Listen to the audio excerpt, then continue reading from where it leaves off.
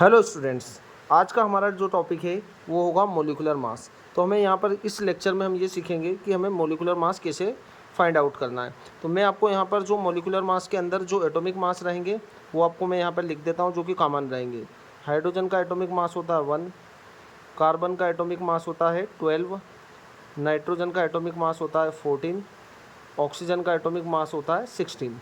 तो ये जनरली हमें यहाँ पर इनका यूज़ करेंगे। जैसे सपोज़ करो हमें यहाँ पर वाटर का मोलिकुलर मास निकालना है। अब वाटर के अंदर हमें कितना हाइड्रोजन दिख रहे हैं? 2 हाइड्रोजन है। तो 1 हाइड्रोजन का एटॉमिक मास कितना होता है? 1 होता है। तो हमें यहाँ लिखना है 1। कितने हाइड्रोजन है यहाँ पर? 2। तो आपको यहाँ पर 2 से मल्टीप्लाई करना है ना। फिर आपको बीच में प्लस का साइन लगाना है। अब ऑक्सीजन का एटॉमिक मास देखना है। ऑक्सीजन का एटॉमिक मास कितना है? 16। तो आपको यहाँ पर लिख देना 16। अब टोटल हम सम कर देंगे तो कितना आ जाएगा? 18 आ जाएगा। ठीक है। फिर दूसरा हमें जैसे कार्बन डाइऑक्साइड का कैलकुलेट करना हो, तो कार्बन का एटॉमिक मास कितना होता है? 12 होता है। तो आपको यहाँ पर लिखना है 12 प्लस। फिर ऑक्सीजन का एटॉमिक मास कितना होता है? 16। ठीक है। तो 16 कितने ऑक्सीजन है यहाँ पर? 2 है। तो आपको 2 से मल्टीप्लाई कर देना। टोटल कितना आ गया आपके पास? 44।